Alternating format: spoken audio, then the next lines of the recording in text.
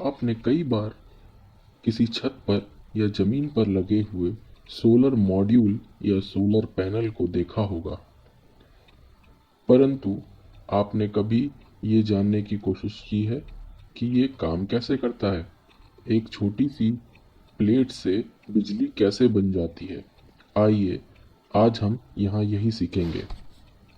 सूर्य की किरणें जब पृथ्वी पर आती हैं तो इसका कई भाग वातावरण से वापस रिफ्लेक्ट हो जाता है। कुछ भाग वातावरण में एब्जॉर्ब यानी अवशोषित हो जाता है और कुछ भाग वापस सूर्यमंडल में चला जाता है।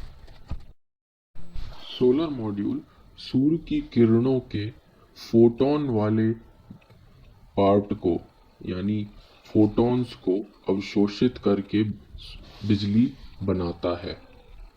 सौर पैनल से जो बिजली बनती है उससे या तो हम स्टोर करते हैं बैटरी में अथवा उससे डायरेक्टली हम इक्विपमेंट चला सकते हैं। ये सौर पैनल से जो बिजली बनती है वो डीसी बिजली यानी डायरेक्ट करंट होती है।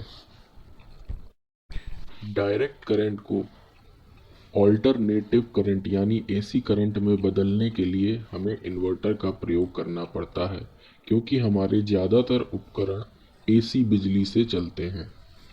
सौर ऊर्जा पैनल सूरज की किरणों से किस तरह बिजली बनाता है, यह समझने के लिए हमें सौर ऊर्जा पैनल की संरचना को समझना होगा।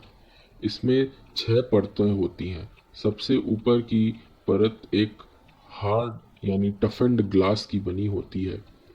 उसके बाद एंटी रिफ्लेक्टिव कोटिंग होती है, जिससे कि सारी सूर्य की किरणें वापस ना चली जाएं। तीसरी जो परत होती है वो कांटेक्ट ग्रिड कहलाती है। चौथी परत एन टाइप सिलिका होता है। पांचवी परत पी टाइप सिलिका होता है और फिर उसके पीछे एक बैक कवर होता है। ये सारी परतों को एक एल्यूमिनियम फ्रेम में फिट किया जाता है, जो कि सोलर पैनल की सुरक्षा करते हैं। उसके पीछे एक जंक्शन बॉक्स लगाया जाता है, जिससे कि तारों को जोड़ा जाता है। सूर्य की गर्मी से भी बिजली बनाई जा सकती है, परंतु इसके बारे में हम अपने अगले लेसन में बात करेंगे।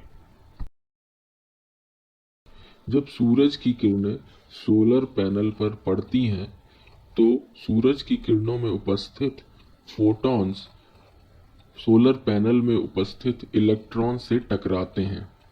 इसके कारण इलेक्ट्रॉन्स नेगेटिव सिलिकॉन से पॉजिटिव सिलिकॉन की तरफ गति करने लगते हैं। जब इलेक्ट्रॉन गति करते हैं तो इस बिजली को हम इस्तेमाल करते हैं। यह डीसी यानी डायरेक्ट करंट बिजली होती है। यदि हमें डीसी उपकरण जैसा कि ऊपरी भाग में दिखाए गए हैं, cooler, spotlight, DC fan, cell phone चलाने होते हैं तो हमें इन्वर्टर की ज़रूरत नहीं होती। परंतु यदि हम एसी